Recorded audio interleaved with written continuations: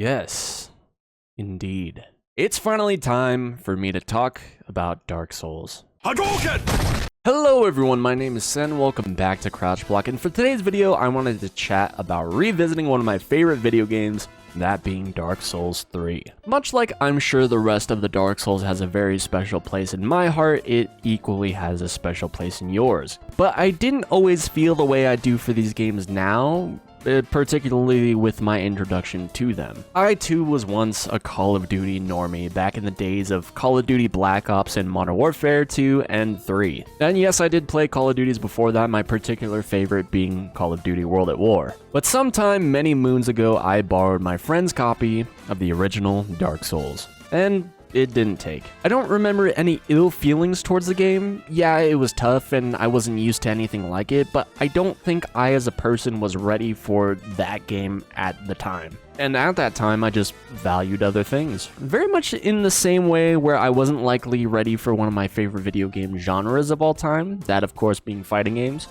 But this video isn't about fighting games as much as I could talk to death about them. Ironically enough, it wasn't until Dark Souls 2 came along that I really started to mesh with the franchise. The ironic part is that the game, in many people's opinion, is the worst one, and I don't disagree with the sentiment, and it wouldn't be until many years later than that that I actually committed to beating the game. But the big thing that Dark Souls 2 did for me was getting the tick of one-upping myself by continuously restarting my runs, trying to perform the starting areas with more and more efficiency.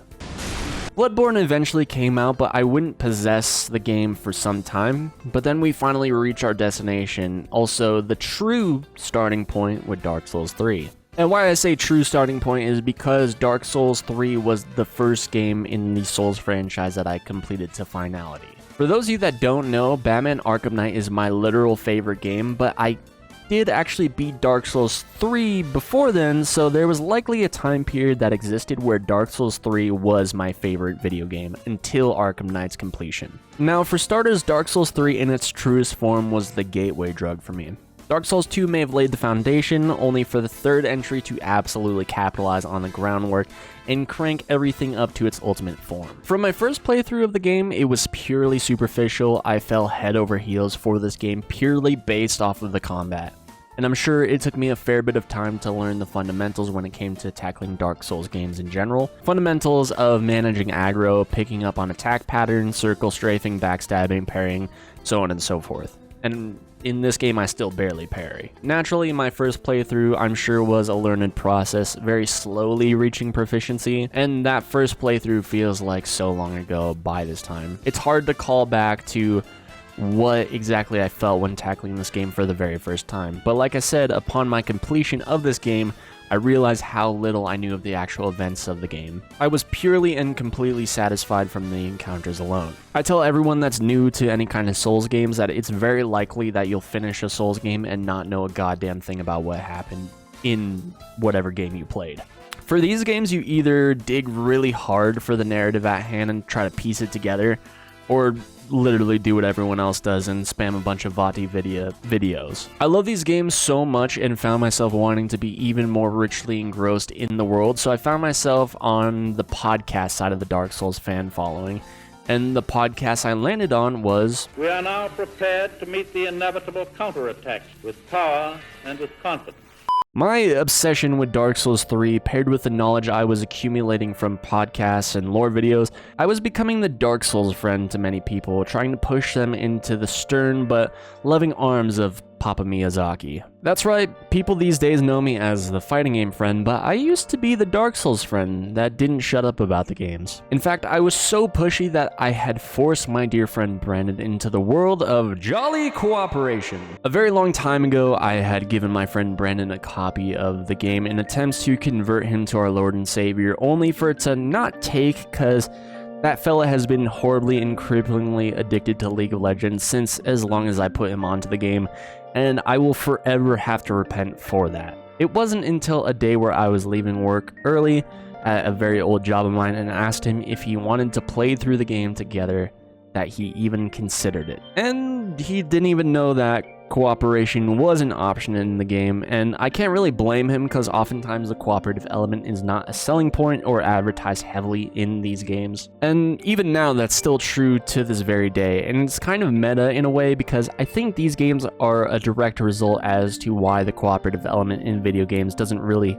appeal to me the same way it happens to literally every other friend that I have. It's very possible I've always been coded like this because I kind of always played games by myself for the most part. I don't have a lot of core memories playing games together with friends or my siblings, so maybe that's just a cerebral pathway that just never got carved out as a child. If I had to give you an actual reason as to why I don't like the cooperative element much in games, it's due to my fondness of ownership. My victories and losses are mine and mine alone. I am the only element tied to the direct result of my progress. I am the only variable outside of the game, that is. When I play a single player game, I can truly do my best to get immersed. Video games are my escape, and dancing through that with or around another person kind of takes me out of that. Paired with these games, if you beat them by means of co-op, it's looked at as there being an asterisk over if you actually completed the game. And in my mind, for myself, I actually agree. I can't have there being a question if I was actually capable or not. You at home, you do whatever the hell you want, but for me, I had to make sure my wins were exclusively because of my own ability. This likely resulted in me dying a shit ton, but that's also partially a good thing too because I'm stubborn as fuck. Before I continue, while Brandon doesn't like these games as much as I do, he does like them now as a result of our directly playing together, and he is a big fan of Sekiro, so mission accomplished. Back to stubbornness, this game possibly was the genesis of one of my traits, that being stubbornness. I don't know how to best explain it other than if someone else is able to do something, I too should be able to do that thing if I put in the effort. And then I follow up that sentiment in my head with they're just as human as I am. This maybe possibly started with Dark Souls, big emphasis on maybe. Just the line of thinking that there shouldn't be anything in this game that I should not be able to beat because other players have already beaten it before me. But this line of thinking extends to so much beyond just Dark Souls. If there's some ability that someone possesses, like playing an instrument or soldering or literally anything, if someone is capable of something, I too can and should be capable of that thing. Trying to express that to friends, while maybe possible, like, they understand what I'm saying, but it feels as if they don't have the same wiring to believe in themselves the same way. Now, regarding the DLC, this is not entirely my first time cracking into the DLC. When I elected to do a co-op run with Mr. Brandon, we did partially get into some of the DLC, but never fully finished it. I'm not super sure as to why. Likely we just set it down for something else, but like I said, I had to do it on my own at some point anyways, and I was tired of putting it off. Starting fresh and kind of from jump, I was a little worried because it'd been so long since I had actually cracked into the game. I was worried that there'd be potentially some rust with these encounters, but as far as the base game is concerned, I had no troubles whatsoever. If there were any stopping points, I would have presumed them to be 3 bosses in particular. First being Pontiff Sulyvahn, the Soul of Cinder, and most notable, the Nameless King. I can't understate enough as to how much of a breeze the early game was for me. So much of this game had been committed to memory simply for how many times I ran through it. It felt as if I was navigating my old middle school. It just feels like something you've coded into your DNA at some point. This was pretty fortunate because it made streaming the game a lot more tolerable, because it's not as if I was learning a new skill or a new enemy just yet. I absolutely loved this though. I had never interacted with a game franchise that made me feel more like I was at home than this one. As funny as it may seem, these games have really become comfort games to me due to the level of proficiency that I reached. Not that I'm the greatest player in the world or anything like that, but I'm good enough. I felt at peace as opposed to being in some kind of uncharted territory. For all intents and purposes, especially this front half of the game was really easy, and some bosses that I thought might have given me some level of challenge had been reduced to child's play. For instance, bosses like the Abyss Walkers. I remember having such a tough time with this boss on my initial playthrough, but I think in this run it was first try, I think? And with that, the Abyss Walkers roughly marked the halfway point in the game, and everything up until that point felt like a measuring stick of how far I've actually come and how strong I've actually gotten. The first boss I actually want to talk about was Pontiff Sulyvahn. I do think historically he's looked at as one of the toughest bosses in the base game I've seen, and I can't stress this enough. Some lists that say he is the toughest boss in the game. I personally would disagree, but for some reason I never really had that tough of a time with this guy. I always find myself beating him in what seems to be a handful of tries. That even dates back to my first run of Dark Souls 3, and that's usually about the extent of it. Don't get me wrong, the fight is fun. I really enjoy my time with this fight, but it's never really a sticking point for me. With that said, I was worried about it because of my level of rust with this game.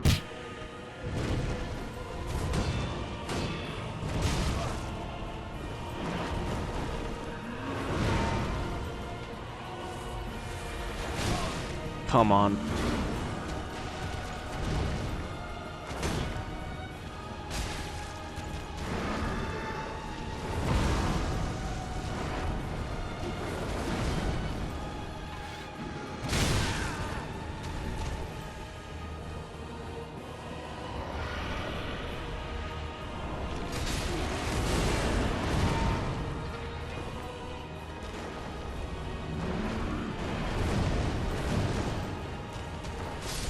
Got him. I already said it, baby. 2 or 3 tries. The next boss I wanted to talk about seemingly is the last boss of the game, the Soul of Cinder. The reason I was worried about this guy was because I hadn't fought him in so long. I was really worried about potentially, once again, any rust that could surface here, because he literally marks the quote-unquote end of the game. Even in casual runs where I wouldn't complete the game all the way through, it's likely that I would reach Pontiff Sulyvahn, but if I don't make it all the way through, I'm not getting to the Soul of Cinder. I won't exactly say he was child's play, but I also think this was another first try boss if memory serves. Once again, I think, weirdly enough, this boss this time around meant more to me now than ever, especially with my newfound appreciation of Dark Souls 1. I might still mark this game as my second favorite game of all time. Dark Souls 3 reaches the ultimate form of itself, especially from a mechanical standpoint, with encounters being tougher and the AI being more sophisticated, but there's this unspoken charm about the first game that really reaches my heart in a way I can't quite explain.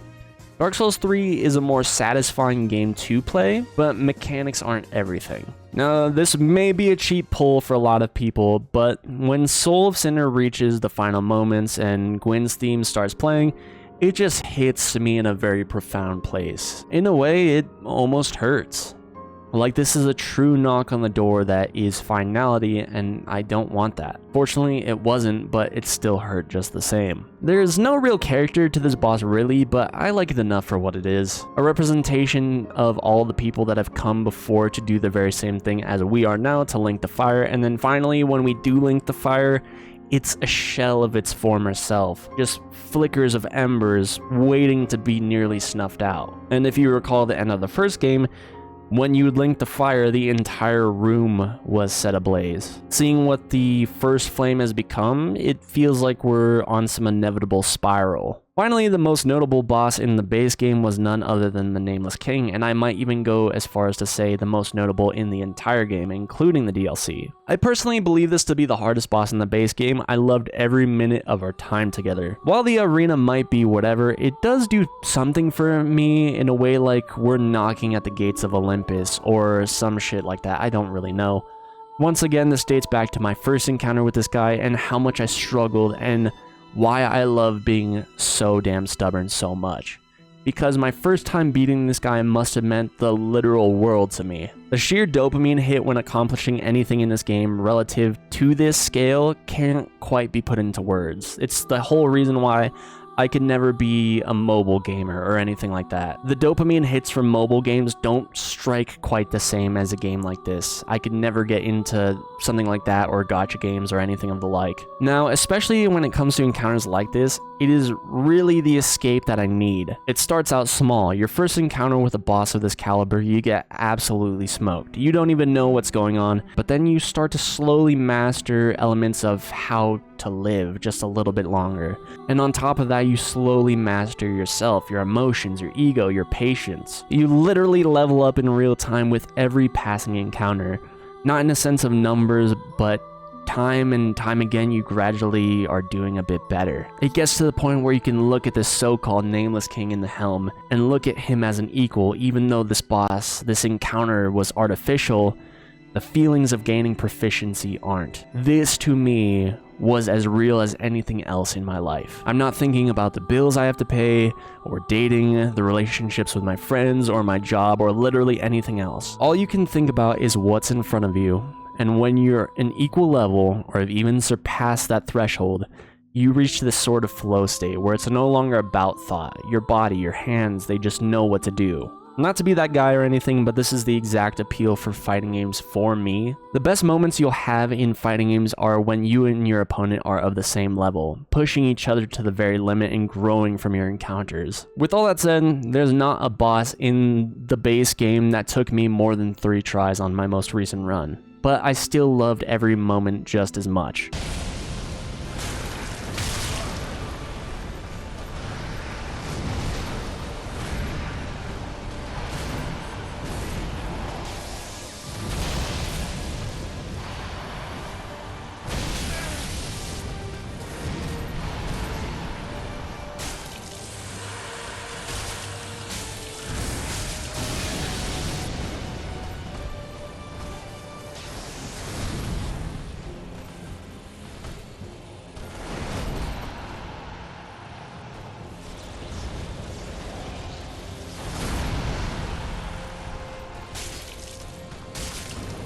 Let's go!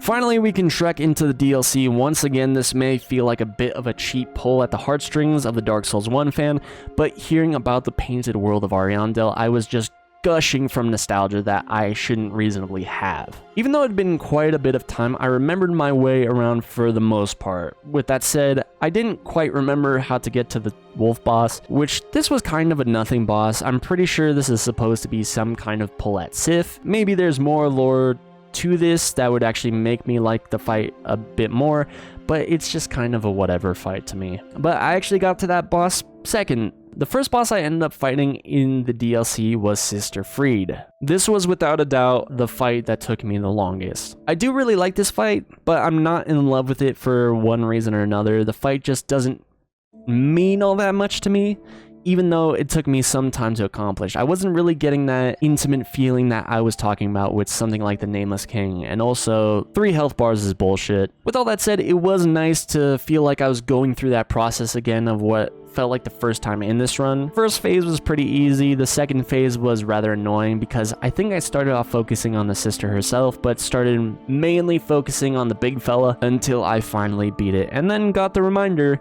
that there was 3 health bars here. Let's go, baby!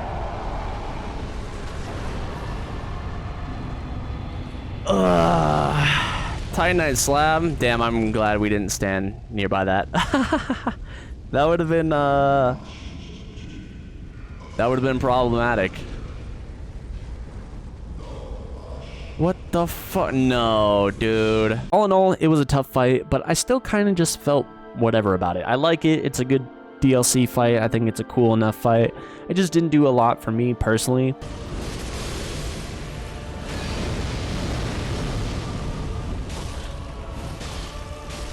Let's go, baby! That took a fucking while. I thought the NPC boss was kind of dumb. And finally, Slave Knight Gale.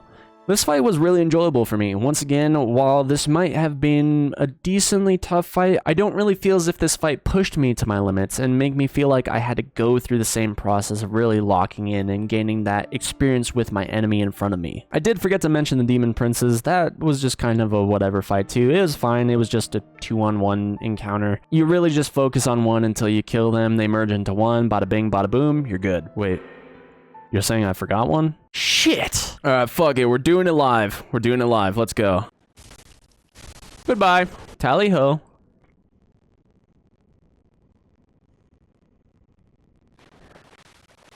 Alright, you son of a bitch!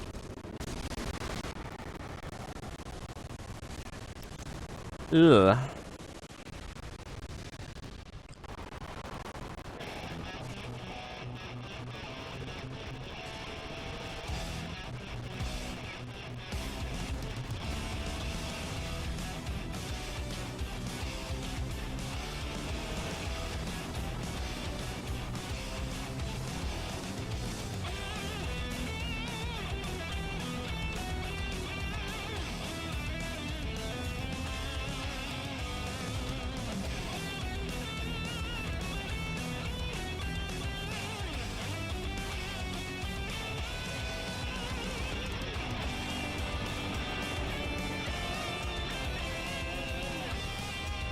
As a whole, I really wanted to figure out where Dark Souls 3 lands for me. After all, this once was my favorite game.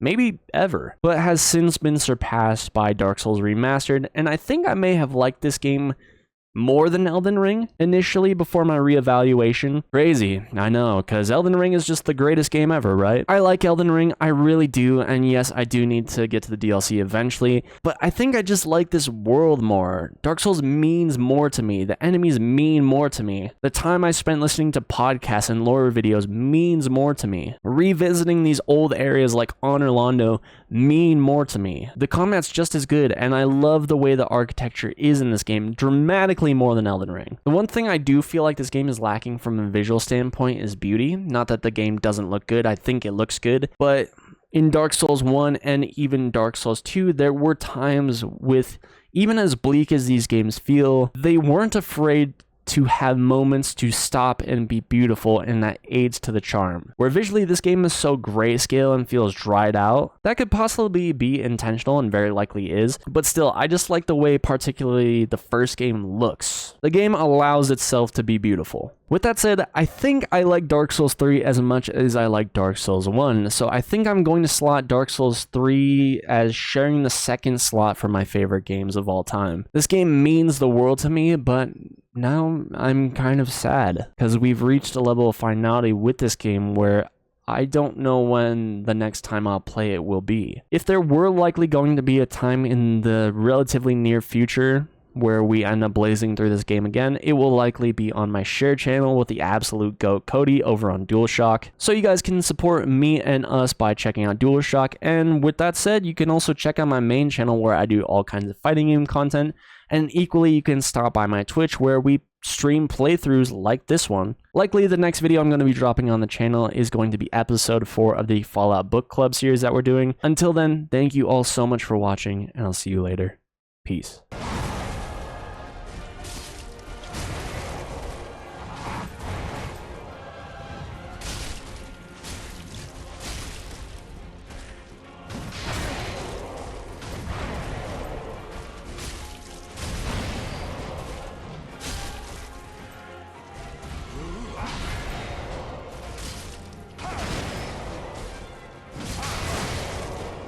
Okay, so you got me then.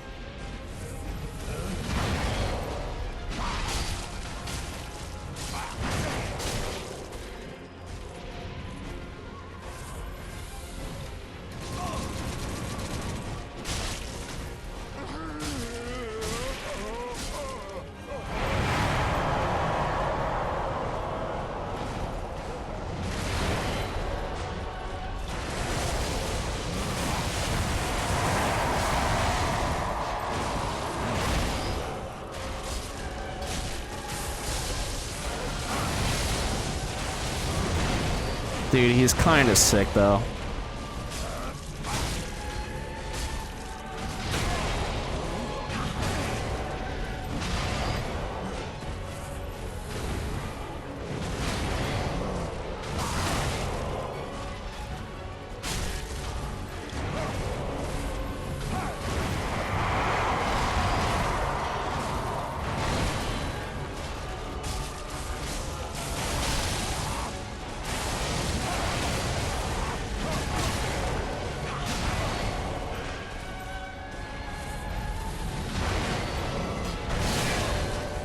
Alright, no greed.